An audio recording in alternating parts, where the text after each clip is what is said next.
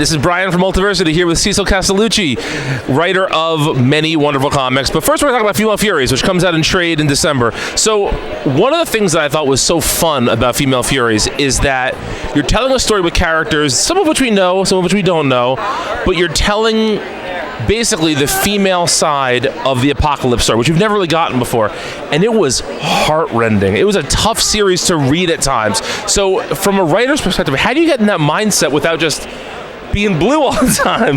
Well, I mean, it was not an easy write. You know, I had to take some breaks, and I did cry, like when what happens to O'Reilly happens.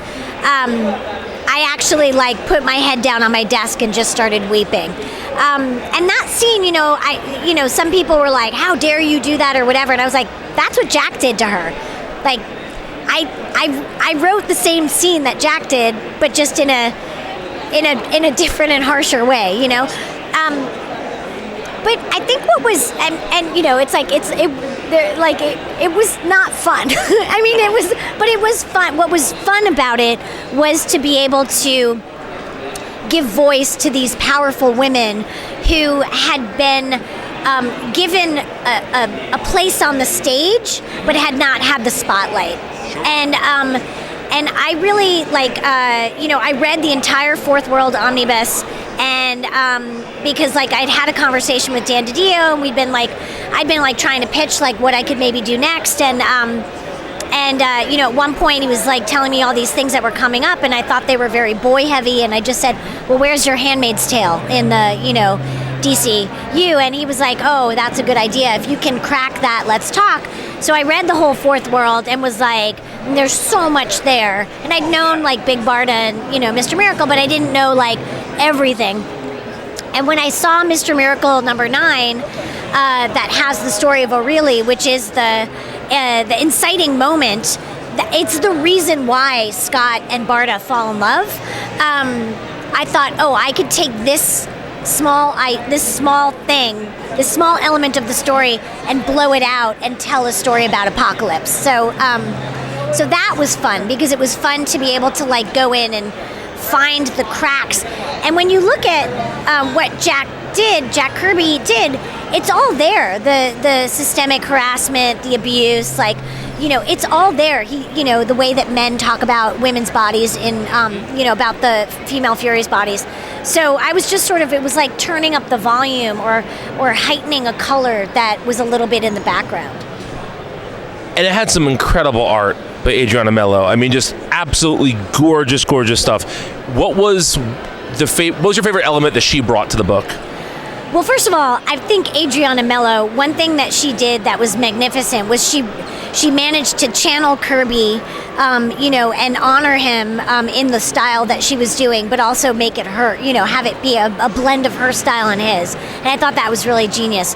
Also, when I think the genius that she brought to it as well is that you're dealing with a story that's very difficult to write and to draw. And she did it with such grace and tenderness that you could sort of look at those moments and sit with them, even though they were heartrending. Absolutely.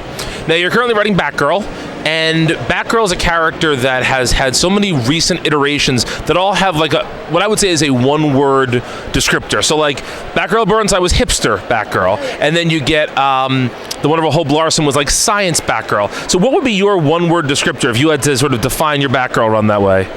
I would say resilient Batgirl.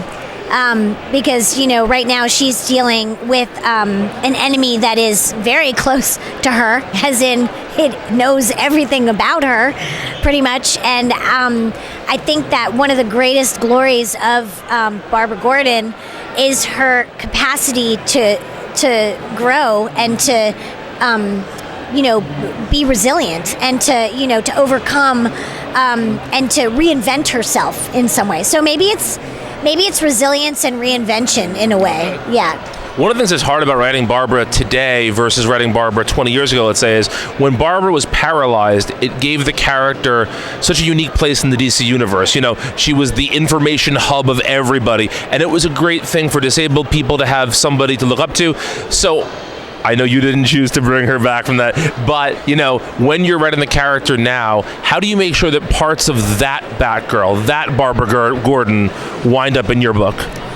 Well, I mean, those are really great points, and also it's like this is what I've come into. So it's that I know, but I think it's important to talk about because Oracle is such an amazing. So she's still around. We can read her books anytime. Is such an amazing superhero, and she is still Batgirl. And I have the double duty of having Oracle right now be her enemy, right, which is a very difficult. That's a very difficult thing for me to wrap my head around, And so I think that for me, it's like about how does Barbara fold? How do any of us really fold in all the parts of ourselves from the different stages of our lives? Because we're constantly moving forward and we're constantly shedding parts of ourselves and adding things to ourselves, and those it's like we're trees, and like it's a part, it's like the rings in a tree. That's how I look at Barbara, and that's how I look at her legacy as Oracle with that. Okay. And right now, in the Year of the Villain, she's obviously, going to have to face that, head on, right, about who she was and what her legacy is and what that means and, what she's bringing to the table. It's very complex. Yeah.